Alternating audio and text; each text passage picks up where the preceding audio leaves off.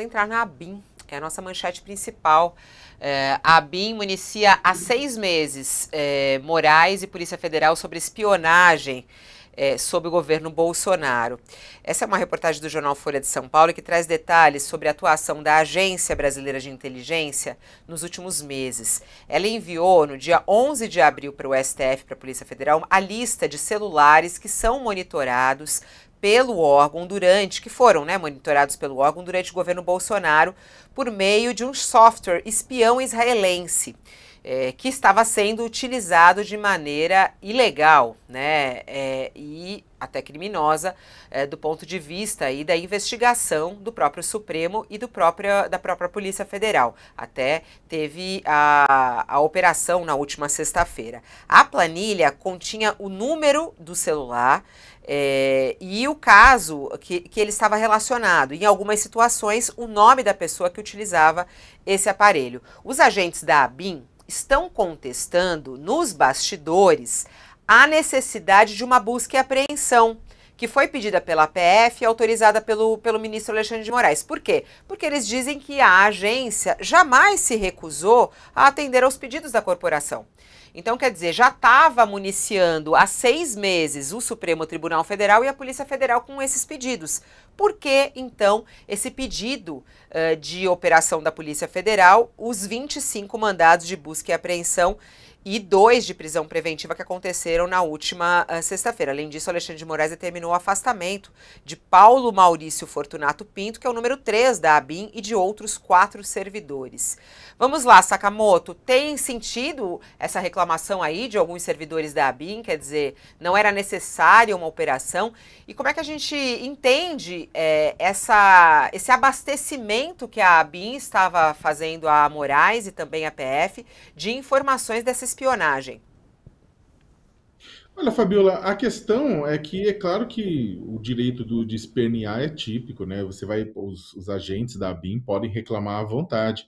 A questão é que, muito provavelmente, o que aconteceu é que no curso da investigação percebeu-se que alguma informação estava faltando, que algum tipo de informação não era fornecido, ou mesmo descobriu-se que determinadas pessoas, por fazerem parte da própria estrutura da ABIN e de todo esse processo da investigação da espionagem contra jornalistas, contra advogados, contra políticos, continuava, na verdade, atuando e poderia colocar em risco a investigação, e aí essa operação foi baixada.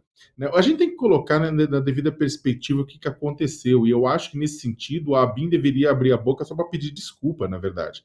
O que aconteceu durante o governo Jair Bolsonaro é que todos os órgãos de investigação, todos os órgãos de fornecimento de informação à presidência da República, a ABIN, Polícia Federal, Rodoviária Federal, tudo isso, ao que tudo indica, foram utilizados em um grande processo de fortalecimento de um governo autoritário que visava a perpetuação no poder. Isso que a gente viu. E o que a gente viu com essa ação, com essa operação, é algo muito sério. Não importa que durante os últimos meses, o Alexandre de Moraes, a Polícia Federal, todo mundo estava recebendo informações sobre o caso da ABIN. Se eles perceberam que havia alguma trava, que havia algum problema, que havia alguma coisa segurando informação, ou que pessoas que faziam parte da estrutura atual estavam vinculadas a uma tentativa antidemocrática de espionar cidadãos brasileiros, eles precisam, sim, tirá-los de lá, daqueles cargos, e tentar buscar a informação que está faltando. A questão é o seguinte, a gente normalizou, e acho que eu conversei com algumas pessoas do governo, e teve gente, na verdade, que estava muito preocupada com o desdobramento, não porque isso fosse contaminar o governo Lula por A ou por B, apesar de que o número 3 da ABIN continuava do governo, o que mostra que o governo não fez a lição de casa de tirar as pessoas que estavam sob suspeita. Pois bem, mas o pessoal estava muito preocupado porque é o seguinte, se isso aconteceu de uma forma tão escancarada na Polícia Federal, na ABIN, em vários órgãos, Polícia Rodoviária Federal, com o Silvinei Vasquez, eles estão preocupados com o que está acontecendo, o que aconteceu em outros órgãos que não estavam conectados com inteligência, mas que tinham também na sua tarefa, tinha entre as suas tarefas, nas suas competências, absorver e capturar informação para a realização das suas atividades. Ou, em outras palavras, brasileiros podem ter sido investigados, podem ter sido espionados através de outros órgãos do país país, e não apenas através da BIM, não apenas através desse software comprado em Israel. Existem outras formas de monitoramento, existem outras formas de espionagem. O que aconteceu que este caso aqui, ele ajudou a destampar uma situação muito absurda. O governo Jair Bolsonaro, de forma autoritária, de uma forma que copia os piores governos fascistas, ele acabou cruzando a linha. E a pergunta é, e eu acho que é isso, para terminar a fala, é isso também que pode ter batido, Fabiola. Na investigação, no curso da investigação, pode ter se tropeçado em coisas que batem com os inquéritos relacionados aos atos golpistas de 8 de janeiro. E aí, neste momento, você trava a história, tira as pessoas que podem atrapalhar a investigação e vai buscar informação por conta própria. Se isso aconteceu, como algumas pessoas desconfiam, né, Alexandre de Moraes estava certo. Sim, Josias, como é que você analisa toda essa história, né? A ABIN enviando já há 6 meses informações para Alexandre de Moraes, para a Polícia Federal, aí eles reclamam que em meio a esse envio vem uma operação que eles consideraram desnecessária, já que eles já estavam enviando. Uma coisa tem a ver com a outra, quem tem razão aí nessa história, Josias? Fabiola, há nos bastidores desse escândalo envolvendo a ABIN, há algo que incomoda tanto quanto o fato de que o Bolsonaro usou a agência para invadir a privacidade alheia. É igualmente incômoda a sensação de que a gestão Lula pode ter negligenciado a descoberta de que o governo anterior usou uma ferramenta israelense para seguir os passos de adversários, hipotéticos adversários, por meio do sinal de celular. São muito inquietantes esses sussurros ouvidos ali nos subterrâneos da ABIN sobre as investigações da Polícia Federal.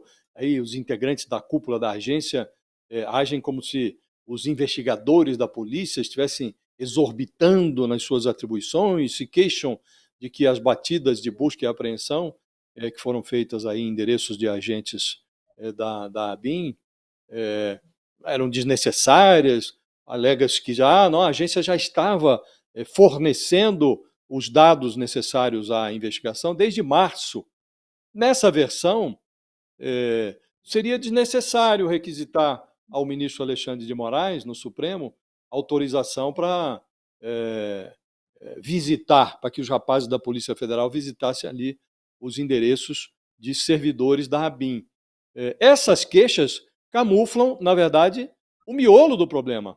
No momento, a Agência Brasileira de Inteligência é comandada por um delegado da Polícia Federal, se chama Luiz Fernando Correia. Ele assumiu o cargo no final de maio, 2 meses depois do início dessa investigação. A investigação começou em março, essa investigação sobre o uso da tal ferramenta israelense, essa bisbilhotagem do governo Bolsonaro, a investigação começou em março, o Luiz Fernando Correia assumiu em maio, final de maio. Aí, por ordem do Alexandre de Moraes, foram afastados da equipe do Luiz Fernando Correia 5 servidores. 2 estão presos preventivamente. Na casa de um deles, que é o Paulo Maurício Fortunato Pinto, o número 3 da hierarquia da ABIN, a Polícia Federal apreendeu US$ 171 mil, coisa de 872 mil reais na cotação do momento.